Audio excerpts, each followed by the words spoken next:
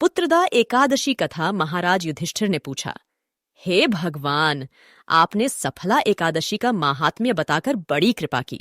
अब कृपा करके यह बतलाइए कि पौष शुक्ल एकादशी का क्या नाम है, उसकी विधि क्या है और उसमें कौन से देवता का पूजन किया जाता है। भक्त वत्सल भगवान श्री कृष्ण बोले, हे राजन, इस एकादशी का नाम पुत्रदा एकादशी है। इसमें भी नारायण भगवान की पूजा की जाती है। इस चर और अचर संसार में पुत्रदा एकादशी के व्रत के समान दूसरा कोई व्रत नहीं है। इसके पुण्य से मनुष्य तपस्वी, विद्वान और लक्ष्मीवान होता है। इसकी मैं एक कथा कहता हूं, सो तुम ध्यानपूर्वक सुनो। भद्रावती नामक नगरी में सुकेतुमान नाम का एक राजा राज्य करता था। उसके कोई पुत्र नहीं था। उसकी स्त्री का नाम शैव्या था। वह निपुत्री होने के कारण सदैव चिंतित रहा करती थी। राजा के पितर भी रो रोकर पिंड लिया करते थे और सोचा करते थे कि इसके बाद हमको कौन पिंड देगा। राजा को भाई, बांधव, धन, हाथी, घोड़े, राज्य और मंत्री, इन सब में से किसी से भी संतोष नहीं होता था। वह सदैव यही विचार करता था कि मेरे मरने के बाद मुझको कौन पिंडदान करेगा। बिना पुत्र के पितरों और देवताओं का ऋण मैं कैसे चुका सकूंगा। जिस घर में पुत्र न हो, उस घर में सदैव अंधेरा ही रहता है। इसीलिए पुत्र उत्पत्ति के लिए प्रयत्न करना चाहिए। जिस मनुष्य ने पुत्र का मुख देखा है, वह धन्य है।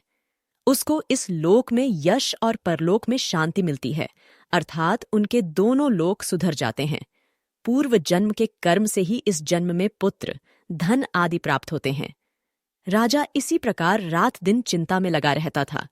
एक समय तो राजा ने अपने शरीर को त्याग देने का निश्चय किया, परंतु आत्मघात को महान पाप समझकर उसने ऐसा नहीं किया। एक दिन राजा ऐसा ही विचार करता हुआ अपने घोड़े पर चढ़कर वन को चल दिया तथा पक्षियों और वृक्षों को देखने लगा। उसने देखा कि वन में मृग, व्याघ्र, सूअर, सिंह, बंदर, सर्प आदि सब भ्रमण कर रहे हैं।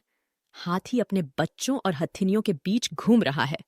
इस वन में कहीं तो गीदड़ अपने कर्कश स्वर में बोल रहे हैं, कहीं उल्लू ध्वनि कर रहे हैं। वन के दृश्यों को देखकर राजा सोच विचार में लग गया। इसी प्रकार आधा दिन बीत गया। वह सोचने लगा कि मैंने कई यज्ञ किए, ब्राह्मणों को स्वादिष्ट भोजन से तृप्त किया, फिर भी मुझको दुख प्राप्त हुआ। क्यों?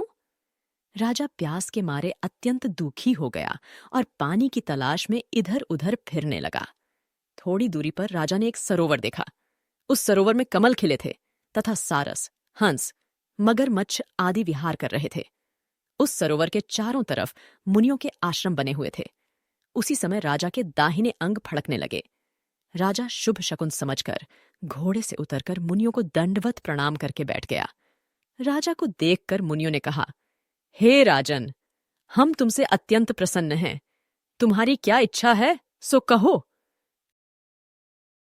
कृपा करके बताइए। मुनि कहने लगे कि हे राजन, आज संतान देने वाली पुत्रदा एकादशी है। हम लोग विश्वदेव हैं और इस सरोवर में स्नान करने के लिए आए हैं। यह सुनकर राजा कहने लगा कि महाराज, मेरे भी कोई संतान नहीं है। यदि आप मुझ पर प्रसन्न हैं तो एक पुत्र का वरदान दीजिए। मुनि बोले, हे राजन, आज पुत्रदा एकादशी है। आप अवश्य ही इसका व्रत करें। भगवान की कृपा से अवश्य ही आपके घर में पुत्र होगा। मुनि के वचनों को सुनकर राजा ने उसी दिन एकादशी का व्रत किया और द्वादशी को उसका पारण किया। इसके पश्चात मुनियों को प्रणाम करके महल में वापस आ गया। कुछ समय बीतने के बाद रानी ने गर्भ धारण किया और 9 महीने के पश्चात उनके एक पुत्र हुआ। वह राजकुमार अत्यंत शूरवीर, यशस्वी और प्रजापालक हुआ। श्री कृष्ण बोले, हे राजन, पुत्र की प्राप्ति के लिए पुत्रदा एकादशी का व्रत करना चाहिए।